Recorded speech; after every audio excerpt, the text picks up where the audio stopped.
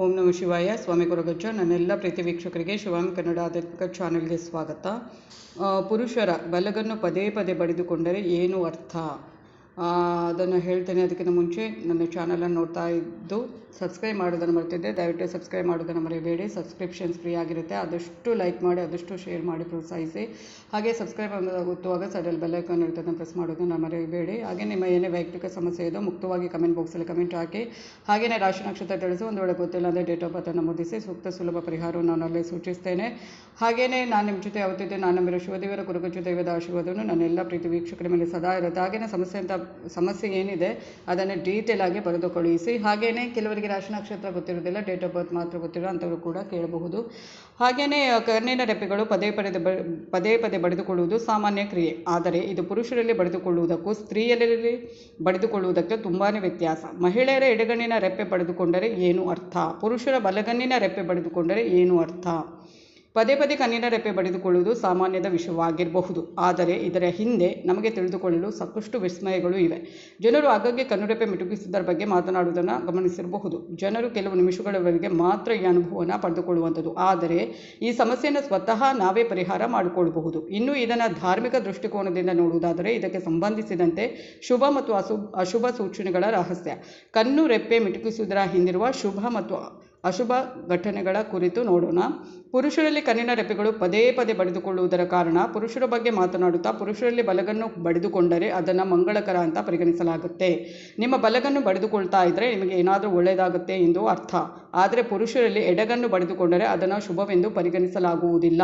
ಇದರರ್ಥ ನಿಮಗೆ ಏನಾದರೂ ಅಹಿತಕರ ಸಂಭವಿಸುತ್ತೆ ಅಥವಾ ನೀವು ಯಾವುದೋ ಒಂದು ಸಮಸ್ಯೆಯಲ್ಲಿ ಸಿಲುಕಿಕೊಳ್ಳುವಿರಿ ಎಂಬುದಾಗಿದೆ. ಕಣ್ಣಿನ ರೆಪ್ಪೆಗಳು ಪದೇ ಬಡಿದುಕೊಳ್ಳುವುದರ ವೈಜ್ಞಾನಿಕ ಕಾರಣ ಏನು ಅಂತ ನೋಡೋದಾದರೆ, ಈ ಮೇಲಿನದು ನಂಬಿಕೆಗೆ ಮೀಸಲಾದರೆ, ಇನ್ನು ವೈಜ್ಞಾನಿಕ ಕಾರಣಗಳ ಪ್ರಕಾರ ನಿಮ್ಮ ಕಣ್ಣುಗಳ ಮೇಲೆ ನೀವು ಹೆಚ್ಚು ಒತ್ತಡ ಹಾಕಿದಾಗ ಅಥವಾ ನಿಮಗೆ ಸಾಕಷ್ಟು ನಿದ್ರೆ ಬರೆದಿದ್ದಾಗ, ನಿಮ್ಮ ಮನಸ್ಸಿನಲ್ಲಿ ಉದ್ವೇಗ ಇದ್ದರೆ ಅಥವಾ ನೀವು ಹೆಚ್ಚು ಸಮಯವನ್ನು ಒಂಟಿಯಾಗಿ ಕಳೀತಾ ಇದ್ದರೆ ನಿಮ್ಮ ಕಣ್ಣುಗಳು ಬಡಿದುಕೊಳ್ಳುವಂಥದ್ದು ಅನ್ನುವ ಕಾರಣ ನೀಡಲಾಗಿದೆ. ಈ ಕಾರಣದಿಂದಾಗಿ ನಿಮ್ಮ ಸ್ನಾಯುಗಳಲ್ಲಿ ಸಮಸ್ಯೆ ಇರುವುದನ್ನು ಸೂಚಿಸುವಂಥದ್ದು. ಇದು ನಿಮ್ಮ ಕಣ್ಣು ಸೆಳೆತಕ್ಕೆ ಕಾರಣವಾಗಬಹುದು ಮತ್ತು ಕಣ್ಣುಗಳಲ್ಲಿ ಸಮಸ್ಯೆಗಳನ್ನು ಎದುರಿಸಬೇಕಾಗಬಹುದು. ಜನರಲ್ಲಿ ಕಣ್ಣುಗಳ ರೆಪ್ಪೆಯು ಬಡಿದುಕೊಳ್ಳುವುದಕ್ಕೆ ಧಾರ್ಮಿಕ ಕಾರಣಗಳು ಇವೆ, ಹಾಗೆ ವೈಜ್ಞಾನಿಕ ಕಾರಣಗಳು ಕೂಡ ಇರುವಂಥದ್ದು. ಸ್ತ್ರೀಯರಲ್ಲಿ ಎಡಗನ್ನು ಬಡಿದುಕೊಳ್ಳುವುದು ಶುಭವಾದರೆ ಪುರುಷರಲ್ಲಿ ಅಶುಭವಾಗಿರುತ್ತೆ. ಸ್ತ್ರೀಯರಲ್ಲಿ ಬಲಗನ್ನು ಬಡಿದುಕೊಳ್ಳುವುದು ಅಶುಭವಾದರೆ ಪುರುಷರಲ್ಲಿ ಶುಭವಾಗಿರುತ್ತೆ. ಹಾಗೆಯೇ ಮಹಿಳೆಯರ ಕಣ್ಣಿನ ರೆಪ್ಪೆಗಳು ಪದೇ ಬಡಿದುಕೊಳ್ಳುವುದರ ಅರ್ಥ ನೋಡೋದಾದರೆ, ಕಣ್ಣಿನ ರೆಪ್ಪೆಗಳು ಬಡಿದುಕೊಳ್ಳುವುದು ಸಾಮಾನ್ಯ ನಮಗೆ ಅನ್ನಿಸಬಹುದು. ಆದರೆ ಹಿಂದೂ ಧರ್ಮದಲ್ಲಿ ಪುರುಷರ ಕಣ್ಣಿನ ರೆಪ್ಪೆ ಬಡಿದುಕೊಳ್ಳುವುದಕ್ಕೂ ಮಹಿಳೆಯರ ಕಣ್ಣಿನ ರೆಪ್ಪೆ ಬಡಿದುಕೊಳ್ಳುವುದಕ್ಕೂ ವಿಭಿನ್ನ ಅರ್ಥಗಳು ಇವೆ. ಮಹಿಳೆಯರ ಎಡಗನ್ನು ಅಥವಾ ಬಲಗನ್ನು ಬಡಿದುಕೊಂಡರೆ ಅದರ ಅರ್ಥ ಏನು? ಮಹಿಳೆಯರ ಎಡಗನ್ನು ಬಡಿದುಕೊಂಡರೆ ಅದನ್ನು ಶುಭ ಶಕುನ ಅಂತ ಕರೆಯಲಾಗುತ್ತೆ. ಹಾಗೆಯೇ ಮಹಿಳೆ ಎಡಗನ್ನು ಬಡಿದುಕೊಂಡರೆ ಅವಳಿಗೆ ಏನಾದರೂ ಒಳ್ಳೆಯದು ಸಂಭವಿಸುತ್ತೆ ಎಂಬ ಅರ್ಥವನ್ನು ನೀಡುವಂಥದ್ದು. ಆದರೆ ಮಹಿಳೆಯರಲ್ಲಿ ಬಲಗನ್ನು ಬಡಿದುಕೊಳ್ಳುವುದು ಶುಭವಲ್ಲ. ಇದರರ್ಥ ನಿಮಗೆ ಏನಾದರೂ ಕೆಡುಕು ಸಂಭವಿಸಬಹುದು ಎಂಬುದರ ಸೂಚನೆ ಅಥವಾ ಅಪಘಾತ ಸಂಭವಿಸಲಿದೆ ಅಂತ ಸೂಚನೆ. ನೋಡಿ, ಬಲಗನ್ನು ಎಡಗನ್ನು ಅಂದರೆ ಪುರುಷರಿಗೆ ಒಂದಾದರೆ ರೀತಿಯಾದರೆ ಹೆಂಗಸರಿಗೆ ಅಂದರೆ ಸ್ತ್ರೀಯರಿಗೆ ಇನ್ನೊಂದು ರೀತಿಯಾದ ಆಗಿರುವಂಥದ್ದು.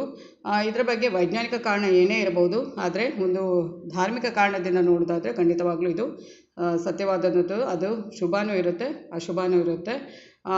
ಅದನ್ನು ಆದಷ್ಟು ವೈಜ್ಞಾನಿಕದಲ್ಲಿ ತಗೊಳ್ಬೇಕು ಅನ್ನೋದು ಒಂದು ಕಡೆ ಆದರೆ ಅದನ್ನು ಧಾರ್ಮಿಕವಾಗಿ ಕೂಡ ನಾವು ನೋಡಲೇಬೇಕಾಗುತ್ತೆ. ಇದರ ಅನುಭವ ತುಂಬ ಮಂದಿಗೆ ಆಗಿರಬಹುದು.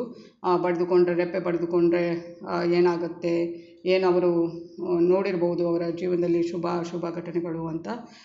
ಇದು ಇವತ್ತಿನ ವಿಡಿಯೋ ಆಗಿರುತ್ತೆ. ಇಂಥದ್ದೇ ಏನು ಉಪಯುಕ್ತ ಮಾಹಿತಿ ಇರುವಂಥ ವಿಡಿಯೋ ಬೇಕಿದ್ದರೆ ನನ್ನ ಚಾನಲನ್ನು ಆದಷ್ಟು ಸಬ್ಸ್ಕ್ರೈಬ್ ಮಾಡೋದನ್ನು ಮರೆಯಬೇಡಿ. ಹಾಗೆಯೇ ಲೈಕ್ ಮಾಡಿ, ಶೇರ್ ಮಾಡಿ ಅಂತ ಹೇಳ್ತಾ ಇದು ಇವತ್ತಿನ ವಿಡಿಯೋ ಆಗಿರುತ್ತೆ. ಮುಂದಿನ ವಿಡಿಯೋದಲ್ಲಿ ಮತ್ತೆ ಭೇಟಿ ಆಗ್ತೀನಿ. ಅಲ್ಲಿವರೆಗೆ ನನ್ನೆಲ್ಲ ಪ್ರೀತಿ ವೀಕ್ಷಕರಿಗೆ ಧನ್ಯವಾದಗಳು.